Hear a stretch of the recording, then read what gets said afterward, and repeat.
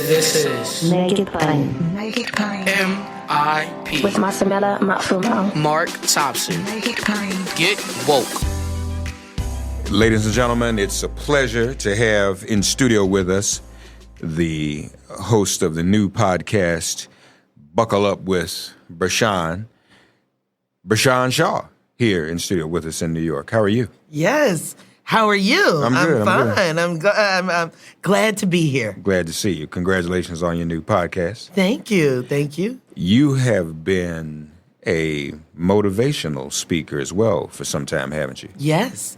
I have been a motivational speaker for about 12 years. Really? What inspired you to go in that direction? You know, I'm a stage 4 breast cancer survivor, and I was given 3 months to live. And when you hear that news, your entire world changes. Yeah. And I feel like at that time, I always say cancer was a gift. It woke me up. It woke me up to start living. What was my purpose? What was I here for? What was I doing? Mm-hmm. And I said to myself, what is my path? Like, I don't think I was living my purpose. You know, I was young. I was in New York City. I wanted to act. I wanted to be in TV. And I still do a lot of that. But now it's serving. It's something from the heart, from the core. And so I remember I used to go to chemo, my chemo sessions with like red lipstick, red heels, and a fur coat. Because I was like, I'm not living. I'm going to do it up to the nines because I'm not going to let cancer take me down. And I remember a doctor coming to me saying, Bershan, can you talk to the patients? And I was like, talk to them about what? And she was like, well, the way you are, you're living and you're not dying. And so it kicked off. She told me to speak at BJ's. You know, BJ's is one of these Sam Clubs, BJ's. Yeah. It had 1,000 people there, literally. It was they rented the whole place out, Johns Hopkins. And I had a line of women wanting to speak to me, saying, are you a motivational speaker? Do you speak? You need to help people. You need to. And so that night, I went home to really think and pray. And I was like, I think this is my calling. It's bigger than me. So wait a minute. The doctor asked you to speak to some patients. Yep. And did you know they were going to organize 1,000 people? I didn't know. No. I didn't know. I mean, and I didn't count, but BJ's was packed. Yeah. So, I mean, you know, BJ's is a huge warehouse, like a football field. Right. And it was packed. So literally, I didn't know, and I think she didn't tell me because she didn't want me to be scared, right? And I spoke, and that sort of was the beginning. Now, but you mentioned acting, so obviously you had no concern about speaking in front of a large group of people, right? Yeah, I mean, I always was a big mouth, and I always like to speak. So no, I didn't have, I wasn't, I mean, you know, telling your story is personal, right? You know, that you got a death sentence, that you had cancer all over your body, it's personal. You know, and I didn't, when I got diagnosed 2 times. The first time I didn't tell anyone because I didn't want to be known as the sick girl. But the second time I was like, no, I have to speak on this and talk about it because this is my life. You're young. I'm young. How old were you when you were first diagnosed? I was 33 years old when I was first diagnosed. That's young. Is there a history of breast cancer in your family? So yes, there is. My mother died of breast cancer, unfortunately, yeah. But interesting enough, I don't have the BRCA gene, but she did, you know. So knowing what happened to her, did you have an anxiety that you might get breast cancer? Oh. Well, yeah, I was definitely, you know, I would go to my doctor and get checked up. And I got to tell you, when I felt something the first time in my breast, it was, you think death, you think you're not going to make it, you think, you know, why me? I'm angry, I hate everything, I'm mad. You know, you go through that. Yeah.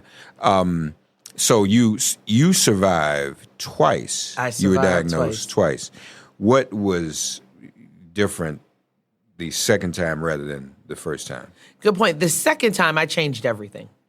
The second time, I wanted to live. And so I changed my diet. I started exercising more. I started eating right. I started doing affirmations. I started doing acupuncture. I did everything. Okay. I changed everything to live. Now, forgive me, I'm ignorant because I'm a dude. Diet and exercise can have an impact on preventing or treating breast cancer? Big time. Really? Big time. I never heard that impact. before. Yeah, diet. Oh, big time.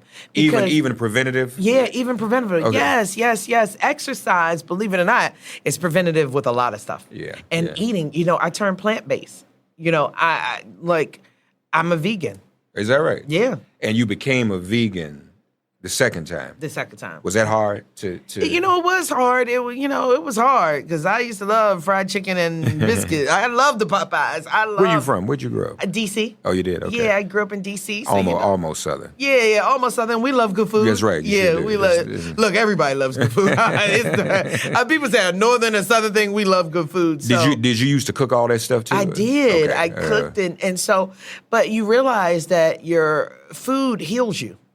Food is your. We are what we eat. Yeah, exactly. So, now it's every time, it's salads, it's stuff that's healthy vegetables. I love eating stuff, I have a regimen. I do a green juice in the morning, I'll do green tea as much as I can. I will do a coffee. I have a coffee today, But so everything in moderation. Right. But I mean, most of my diet is 95% veggies and plant-based. So are you cancer free? I'm considered no evidence of disease. Yes. No evidence of disease. That's kind of Yeah, cancer free. that's the same thing. Okay, Yeah. okay. Well, congratulations on that. Thank you. You mentioned your affirmations. How faith, I presume, Yes. was a part of this. Yes. Faith was 95%. I mean, God is my everything, right? Yeah, When you realize, I always tell people, I'm the example. Don't let your life go to something as serious as stage 4 or you get into a horrible car accident. Change now. Yeah. I remember being a very young kid and first hearing about breast cancer. I mean, the first time I heard about it, I think a lot of people really it became something in the popular mainstream was because of Minnie Riperton. I remember that as a little boy. And back in those days, in the early 70s, if a woman got breast cancer, I mean, she was pretty much gone. Then, with advances in medicine and technology, there's a greater survival rate. But then hearing your story, it's funny, last night I was talking to a friend who lost a friend to breast cancer. And, again, I thought that we were at a place where women didn't necessarily have to die from breast cancer, but that's obviously not true. Women still die from breast cancer, maybe not as frequently. Maybe they're diagnosed earlier, but it still is very fatal for a lot of women, isn't it? Yes, that's so true. So people are still dying from breast cancer, prostate cancer, all the cancers because we don't have a cure. Yeah. A lot of it's Western medicine, but then it's what is the person doing? I always say you have to take control of your health. It's not just the doctors. It goes beyond the doctors. Now, what are you doing to take control of your health? Yeah. So I'm going to go back to the acting, though. So you were an actress. Yeah. You still doing any of that? Well, I still, I can see it. Yeah, I can see you doing that. But you know what? Very effervescent. Oh, thank you. But you know what? Speaking is acting, right? So I'm really touching the audience no matter what. Through my speaking, through my connecting. So believe it or not, my acting skills that I learned has embodied into my motivational speaking. Yeah, it's become applicable. Yes. But if you had a chance to go back and act, would you do it? Oh, yeah, I'll do it, and I'm doing it. Yeah, I will. Yeah, I love that too. Yes. So I mean, do you even look for auditions, or you just wait for stuff to pop up? No, If I something's sort of don't look. I mean, I Yeah. got to tell you, my motivational speaking and my business coaching has me almost 99% of the time. But I do love acting. But in fact, in terms of your motivational speaking, Bershan, you travel all over the world, don't you? I travel all over the world. Yes. And what are your audiences mostly? Business organizations invite you, or? So good point. Women's organizations, business organizations, Fortune 500 companies, Fortune 100 companies, individuals who want to put a group together. I mean, you know what? If it's something that you want to book me, I will come. Yeah. What is, when people ask you to come, is there any particular topic that is in the greatest demand you find these days that people want to hear you talk about? I talk a lot about So one big topic is, what is the cancer that's holding you back? So not cancer, the dis-ease, but your cancer. Fear of failure, fear of abandonment. Why are you not where you are? Why are you stuck? You know, a lot of people get me for motivation in their retreats, you know, their bottom line, helping with their sales team. I do a lot of leadership, you know, how to not stay stuck and push through, how to get the sales you want. So basically, I do a lot of mindset, but leadership together. Okay. And you still speak to pretty big crowds, I presume. I speak to big crowds. So big or small, I mean, I could do, you know, literally from 20 to 20,000. I'll do it. Now, in terms of the show, Buckle Up with Bershan, is the goal for that to be somewhat of a motivational podcast, so to speak? Yeah, so Buckle Up with Bershan is a motivational, it's buckling up. Right. Get your stuff together, right? So, but what I wanted to do was a podcast to show success and failures, to show your wins and your losses, right? To show that it's not all easy. People think, oh, when someone's made it, no, there's a story behind the story. You know what I mean? There's always a story of getting there. It's not overnight. It's not just on Instagram. People call it the gram, and then that's it. Right. It's a story of dedication, of perseverance, of energy, of time. It takes time for success. It's not overnight, and that's what I want the audience to know and understand. It is not overnight. Well, and I wonder too, because is it not only not overnight, but you can motivate someone to buckle up and get themselves together. But life is really hills and valleys, isn't it? I mean, you need tools because sometimes you're up here, and I'm motivated. I talk to Bershan, but then out of nowhere comes a setback, and you right back, or feeling like you're going right back where you were, right? Yes, yes. So you made a good point. They're tools, right? Yeah. And so it's not all easy. I'm not happy all the time. I'm not motivated all the time, but you have to have those tools. And so that's where I say my warrior method, I go to, have a regimen. Every morning, sit down for 10 minutes and have that moment with yourself, meditating, reading the Bible, reading something inspirational. Do your affirmations. I walk here doing affirmations. I do affirmations all the time. It sounds crazy, but affirming in my mind, I can do it. I'm a magnet to divine prosperity, health, and wealth. I'm a magnet, right? You have to do the work. You mentioned that it sounds crazy. So for those for whom it sounds crazy, like you and I say affirmations, but some people just, don't get that. They're not quite constructed that way. There are many forms of affirmations. Couldn't an affirmation even be one? Because there's some people who may not necessarily be biblical or religious or spiritual, may not want to, read that or have access to it. But couldn't an affirmation, Bershan, also be someone imagining themselves in a successful place, actually visualizing and seeing that, as opposed to the four walls they see, actually seeing themselves in a better place than where they are now? So I love that. Yes. And that's creative visualization. So that's important. So I do that too. Creative visualization. Take the time to visualize what you want in detail down to everything. Your office, where is it? How many people are working for you? What are the colors? What do you smell? When you walk in, who do you greet? Right? Really visualize what you want. You are what you think and you are what you speak. Mm-hmm. And that's a difference between just being functional every day. A preacher, elder and colleague of mine, Reverend Willie Wilson, who's in Washington, D.C. That's my preacher. You go to Union Temple? I go to Union Temple. Cut it out. Stop. Reverend Willie, that is my preacher. I didn't know that was your church. That is my church. I should have led with that.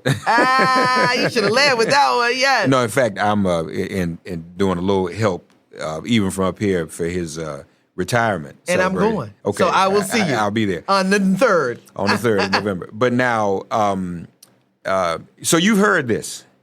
When he says people function, they go to bed early, to get up early, to go to work early, to go to lunch early, to leave work early, to come home early, to go to bed early, to get up early. And it's just kind of a hamster wheel of life. Some people don't even realize that that's what they're in. Because I think that's the first thing, some of us maybe need to realize maybe I'm not all I ought to be, right? I mean, isn't that something that people should do? Maybe sometimes, and it may be okay. I may be making enough money. I may be taking care of my family and all of that. But am I really motivating myself to do even more and to do better for myself? Right. And maybe you need a little, you need a little shaking up. Yeah. You need to be a little uncomfortable because most of us are in that hamster wheel and that rat wheel. Most of us are doing the same thing over and over again, but we want different results, but we don't do different things. Yeah. So we all do the same thing. We keep on doing the same thing over and over and over again. Yeah. And when I always say, what does success look like? Bill Gates is not doing the same thing over and over again. Oprah Winfrey is not doing the same thing over and over again. Warren Buffett is not doing the same thing over and over again, right? So people want the success. They see what they want, but they don't do the change. Mm-hmm. I think one of the biggest sins and mishaps is procrastination. Oh, that's the number one. I think most of us want to do something. And even hearing you now, okay, but I'll wait and start that next week. I'll start it next week. I'll start it in the new year. Right, The new year will come and then your daughter gets into, knock on wood, a car accident, a mini bump, or your pipes break in the house, or, the home needs repair. I need a new HVAC. Something will happen. If you're waiting, believe me, it will happen. Yeah. Whatever you think will happen. So how do you motivate people just to get around that procrastination? What do you say to people? Just do it. I don't really care. Do it. Do it today. Let's do it today. I had a client come to me because people go to my website, Bershan.com. And for this month, I'm doing a 15-minute free, consultation. She was like, I love you. I see you on TV. I see you on podcasts. I say, I want to book you. So we did our 15 minutes. She said, okay, I'm going to hire you, but I don't want to start my non-for-profit until 2022. I said, you are going to pay me and you're not going to start until 2022. Yeah, because 2020, I'm going to start my master's, but I want you to prepare me for 2 years. Then my kid goes to school. She had it all planned up, but put herself behind 2-3 years from now. Mm-hmm. I said, now how crazy does that sound? Yeah. You're going to hire a coach that's going to activate you, and you think I'm going to let you wait until 3 years? Right. She hired me. This was last year. Her non-for-profit is up. She got her first 2 grants. She's now speaking all over the country. Wow. You don't wait. Time waits for no one. If you wait, something will happen. Yeah. But again, too, the way you got started in this, you were dealing with individuals who were dealing with something far more serious and near fatal. Give us a taste of what Bershan says to those who are facing a life and death situation and how they can overcome it, keep moving, and stay motivated. Well, what I number one tell people is take control of your health. And I really am serious. You are what you think. Mm-hmm. If you're going through something as serious as an illness, a life-altering disease, it's first your mindset. Because I remember someone, God bless her soul, Christina used to always say, I don't think you got diagnosed right. I think you got misdiagnosed. I don't think you had stage 4. I said, Christina, I am not sitting here in this chemo chair every single week and I'm not diagnosed. My tests have been sent to every MD Anderson, Georgetown, Cornell, everywhere. I always tell people to take control of your mind. Don't let the gremlins get into your mind thinking that you're not good enough. You're not meant to be here on earth. You're going to die. Stop it. Everything is, I'm going to live. I'm going to make it. I'm going to be, let's change the verbiage. Then I want people to know, let's turn your pain into your purpose. Mm-hmm. I always say a life-altering disease was meant for you. To change, to step up, to do different, to be different. You were called. You were marked. Period. Yeah. So look at that purpose. I said before that cancer was now my gift and is my gift. It woke me up. I live a purposeful life. I help people all around the world. Thousands, millions listen to me, come to see me on television. Mm-hmm. I serve. I want to serve. So look at what this is. Go deep. Because we live on the surface a lot. Wearing our mask. Don't want people to know our truth. Let's go back to your truth. I had to really go back to my truth. Yeah. Yeah. And you might not have, or that purpose might not have been revealed to you if not for your experience, right? Right. Yeah. I really think so. I think a lot of people look at the setbacks in life and just dwell in that and don't see the purpose. Right. Because we stay stuck. Yeah. Because you're dwelling in it. Move through it. It's the test. Push through it. So we get stuck on, oh, this, oh, that. This happened to me. Everybody in this world has a story. Yeah. Yeah. I don't care who you are, you have a story. Yeah. No question about it. Wealthy, uneducated, educated, wherever you are, you have a story. Push through it. And when you talk to audiences, you talk to audiences of all ages, backgrounds, experiences, and colors. races. Yep. Do you find that the experiences people have, the things they need motivation to get through, cross all of those different lines and intersect? Of course, let me tell you, I don't care if you're white, black, Indian, Asian, Latina. It doesn't matter. We all want the same things: love, support, hope. We have dreams. We have goals. All of us. We have the same. Man has done this division and dividing us. We all want the same things. If we didn't know about racism and all of that stuff, we would all just be on the same wavelength. Yeah. Man has taught us, I think we're better than this race. We're better than them. Look down upon that. If we just started the same, you see little kids, they want to hold each other's hand and play in the sandbox together. Right. Right? Naturally. They just go to each other naturally. Like people, come on, naturally go to each other. Yeah. Man, don't you talk to him. He's not on your caliber. He doesn't live in your neighborhood. He's not as educated. He's not. So then you hear that and you grow with that into your mind, and it exacerbates on media outlets and seeing the division. Yeah. But in the end, a white woman wants the same as as an African-American woman. A Latina man wants the same as an African-American man. They have dreams. They have goals. They have they want love. They want to be successful. They come on this earth. They want more. Yeah. We all want the same thing. So when you give your speeches, I'm sure the audience gives you a pretty big reaction, don't they? And do people come up to you and talk to you? Yes, all the time. What are some of your most memorable experiences? I'll tell you recently, I was in Chicago, and a woman came up to me and she said, look, I have to tell you, I don't do this. And I was like, what? She's like, I don't listen to motivational speakers. I'm not a part of this inspirational movement. This is what she said. I don't care about motivation, but you've changed me. You made me think. You made me look into myself and my soul. You made me activate. And I got to tell you, I don't believe in any of this stuff. And I don't want to sound cynical, but I really am. And I thank you. And I want to hire you for our women's retreat. All right. Yes. That's great. Then she literally said, I can't, I just, a friend of mine said, come. She had a ticket. I was so cynical and skeptical. I didn't really care. I looked you up. You definitely are credible, but I just don't believe in the hype. Yeah. And she said it really wasn't hype. Yeah, it was real. It was real. Do you still speak to women who are dealing with breast cancer? Oh, yeah. Is that very much in demand? Well, it's still I still love it. Even though my business is, I have the podcast, Buckle Up with Bershan. I do business coaching. I speak about growing your business to 7 figures and leadership training and coaching.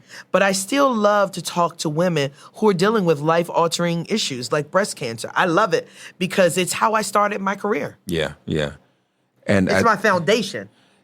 And I'm sure it's important because, so many people, I'm sure, Bershan, when they get a diagnosis, there's a part of them that kind of gives up.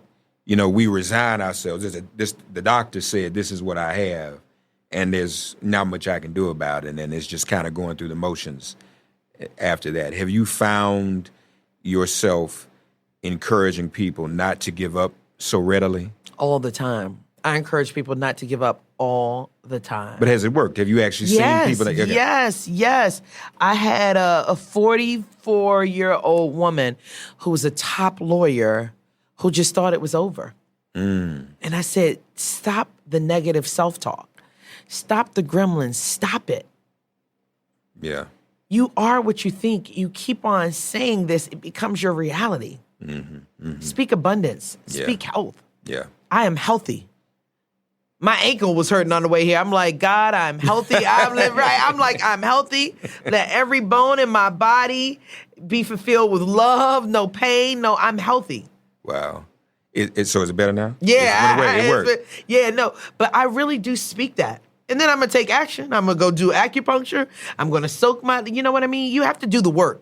It's not just about praying and speaking to the universe. You have to do the work. As you know, faith without works is dead. It's dead. I've never done acupuncture. That's cool. Yeah. Yes, acupuncture will change your life. Really? Yes. And it's really effective. And it's real effective. Yeah. Okay. I love it. Yeah. I know some folk who swear by it. Oh, really? Yeah. So folks, buckle up with Bershan. Yes. And you're enjoying that. I'm enjoying it. It's on iTunes, Spotify, Apple, iHeartRadio. I love it. Yeah. I love the guests, and I love hearing the story.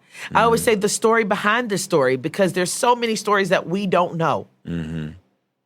There's so many stories that we don't know. We think that it's easy. It's not. People have put years into their business. Yeah. People have spent so much time to get to where they are. Long hours. People think Tyler Perry just made it. Tyler Perry was living on park benches for so long. Right. And now he has the biggest studio. Now he has the biggest production studio in the business. Yeah. It started with a dream, right? That's right. It starts somewhere. Last, you mentioned growing up in Washington, D.C. So Union Temple. So did you grow up in D.C.? Well, no, I was born there, but I didn't move back there. I wasn't raised there. I didn't move back there until I was 18, but I lived there 25 years. So from 18, and then you just moved back to New York. Yeah, I moved to New York about 9 years ago. Oh, wow. Do you miss D.C.? A little bit. It was D.C. was, I was very involved in everything. I was a little burned out from D.C. I think I did everything in D.C. a human being could do. What do you mean, like what? I was very politically active. Okay. Involved in everything in the community. Went to every community meeting there was every night for 25 years. I love it. So, I had, and I wanted to do something different. And I had to motivate myself because I was, it was 9 years ago.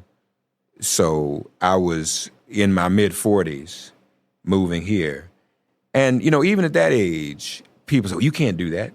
You can't go anywhere else. You've been here forever. You can't do something different. And it was kind of daring for me just to uproot myself and my son. I'm raising my son by myself to come to a whole new city, and not to mention the biggest, the fastest, and maybe the most challenging city in the world. Yeah. But, if I had listened to some folk, because you have motivators in your life and folks who just ain't motivated. You can't go nowhere, Mark. You can't go. You got to, and you had to. And I'm like, well, no. If I wait too much longer, you'd be right. But I'm gonna make this move while I'm still young enough to make it. So I'm glad I did. It's been a good experience. Yep. It's like everything else. You have your hills and valleys, but it was sometimes it's even good to experience those hills and valleys in a different space. Because we can. You can hamster wheel in one location, but if you're going to still hamster wheel, maybe it'll help you just to go somewhere else and hamster wheel, because something else might be revealed to you in another space around some different people. Yep. Yeah, around some different people. So I don't think I'm still on the hamster wheel, but it's good to be. Even though I'm go back to D.C. all the time, and it'll always be a big part of me, and so will Reverend Wilson. And not knowing that you are a member of his flock. Yep. He is celebrating 42 years and about to retire, even though we know he'll never retire. But tell us, what has been Reverend Wilson's impact on Bershan Shaw? I have to tell you, when I was going through my diagnosis, he told me to repeat this affirmation daily. God is in me, with me, through me, for me. Where there is God, there is no imperfection. That I said it 25 times a day. Yeah. Speaking to you right now just made me think of that affirmation I say every day. God is in me, with me, through me, for me. Where there is God, there is no imperfection. Yeah. I've heard him say that. Yep. Yeah. And that helped. That helped. Yeah. That helped. Buckle up with Bershan, folks. Check out her brand new podcast. Congratulations on all that. And we'll be looking for big things. So you got time to podcast and travel all over the world? I know. I got time to podcast and travel all over the world. Yeah. Yes, I do. So my next guest will be Tina Knowles next week. Okay. Beyonce Knowles' mother. Of course. So I'm excited. Yeah. Just hear her story. I think she's a beautiful woman. I think, her understanding her challenge, dealing with two superstar daughters, and doing what she has to do to put them in front. Yeah. I think that's amazing. It is. It is amazing. Motivational guest, motivational speaker. And if people listening Yes. want to reach out and have you come talk to them or talk to their women's group or business, whatever it is. Yep. How can they do that? They How can do go we- to www.bershan.com, BERSHAN.com. You can contact me there. I'm on Twitter and Instagram. Please follow me at BERSHAN, SHAW, Bershan Shaw. Okay. You'll find me somewhere. And then Buckle Up with Bershan is on iTunes, Apple, iHeart, Spotify, everywhere. You don't do motivational house calls, do you? Like go talk to people's spouses and teenagers and stuff like that. Go roll up in their house. Get them motivated. Right, exactly. Well, I mean, if you pay me, I'm not cheap. So, Bershan Shaw, so good to see you. Thank you God so bless much. you. I know. Congratulations on the podcast. all and right? no, you too. This is amazing, and I you. love your voice. Oh, thank you so much. Bershan Shaw, everybody. Thank you. Thank you for listening to Make It Plain and Get Woke. Remember to listen, like, and subscribe on Apple Podcasts, Spotify, and wherever you get your podcasts. Also, subscribe to Make It Plain and Get Woke daily. Check out makeitplain.com to subscribe. If all minds are clear, it has been made plain.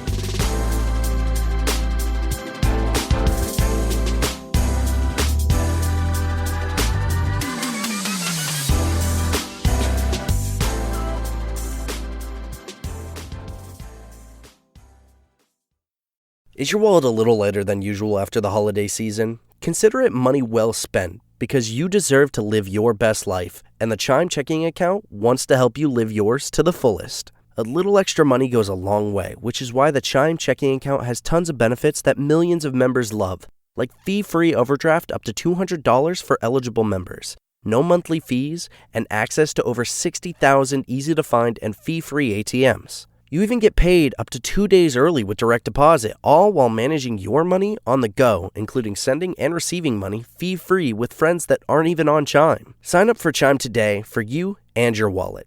Get started at chime.com/goals24. That's chime.com/goals24. Banking services and debit card provided by the Bancorp Bank N.A. or Stride Bank N.A. members FDIC. Spot me eligibility requirements and overdraft limits apply. Access to direct deposits up to 2 days early depends on the timing of the submission of the payment file from the payer. Out-of-network ATM withdrawal fees may apply.